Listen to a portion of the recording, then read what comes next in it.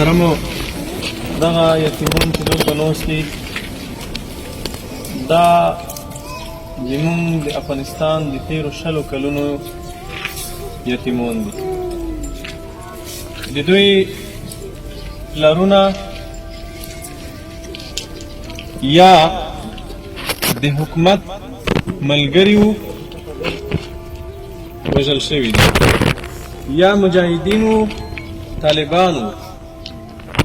دا دواړه نوع یتیمان دلته موږ راټول کړي دي د دې په خاطر چې دا یتیم د دې ملت یتیم ده. دا اوس موږ دا کونډ یتیمان موږ تاسې در پوتې دي.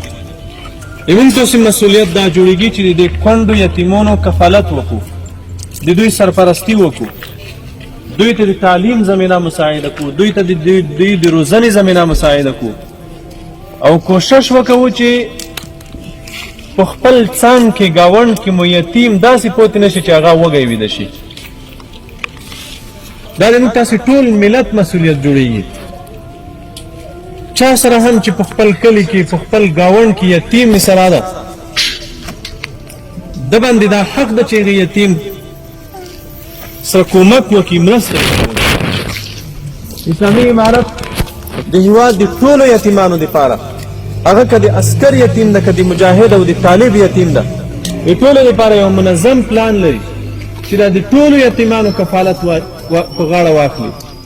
د دوی د تعلیم، د دوی د روزنې، د دوی د خودکفایۍ. دا یتیم باید خودکفا شي، دا یتیم باید په خپل ځان بسیا شي، دا یتیم باید چاته محتاج نه وي. دا د موږ د ملت یتیمان دي. د دوی کفالت د موږ مسؤلیت ده، د دوی روزنه د موږ مسؤلیت ده، د دوی تعلیم د موږ مسؤلیت ده. انشاءالله په دې برخه کې به خپل مسؤلیت ادا کوو. اسلامي امارت به خپل مسؤلیت ادا کوي.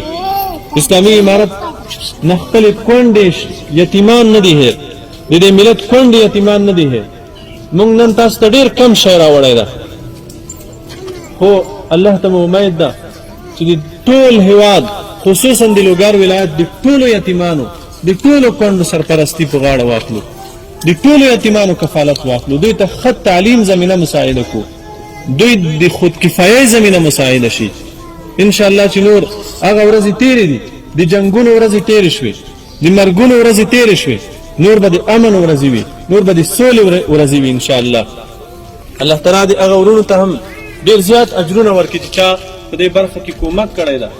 او د نورو افغانانو نه هم هیله دا ده چې دا ملت د کونډو ډک ده، دا ملت د یتیمانو ډک ده. د موږ داسې مسؤلیت دا ده چې د خپلو کونډو یتیمانو کفالت او سرپرستي